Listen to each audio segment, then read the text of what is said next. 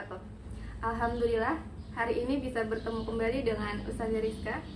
Pada kesempatan kali ini, Ustazah akan menyampaikan beberapa sunnah dalam berpuasa. Agar bulan Ramadan kita itu penuh manfaat dan penuh pahala yang kita raih, maka ada beberapa hal yang disunahkan atau dianjurkan ketika kita menjalankan ibadah puasa.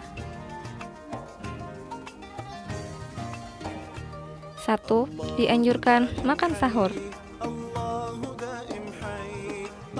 Dan waktu makan sahur yang lebih utama adalah diakhirkan. Tidak di tengah malam, tetapi lebih dekat ke waktu subuh. Itulah yang lebih baik.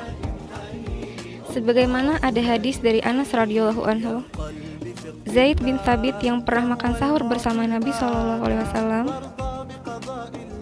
Ketika itu Anas mengatakan kepada Zaid, "Berapa lama waktu Nabi SAW itu makan sahur dengan waktunya azan waktu sholat?" Zaid mengatakan bahwa waktu Nabi SAW itu makan sahur sekitar 50 ayat Al-Quran yang dibaca.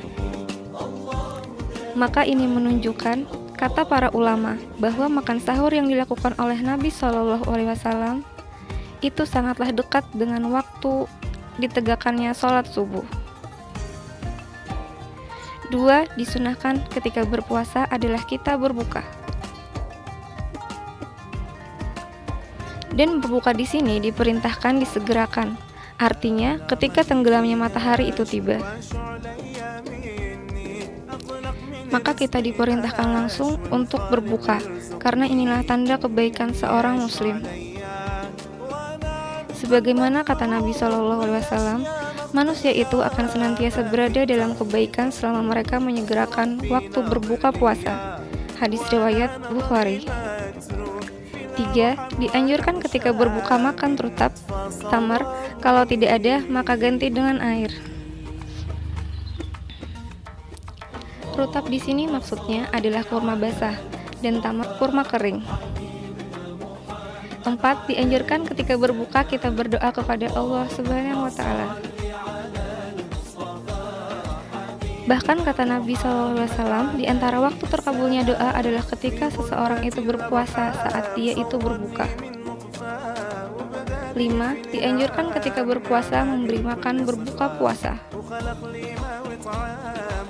Nabi SAW pernah bersabda, "Barang siapa yang memberi makan orang yang berbuka puasa,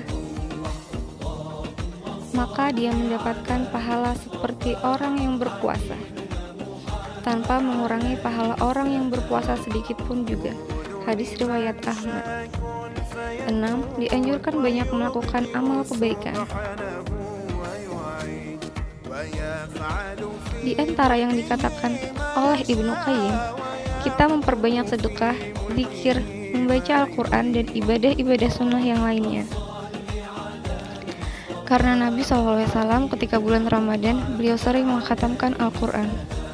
7. Hendaklah kita meninggalkan kata-kata kotor, hal yang sia-sia juga meninggalkan maksiat.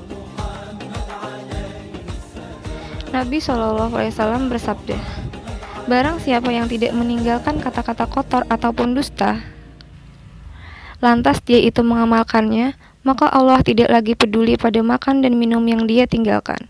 Hadis riwayat Bukhari.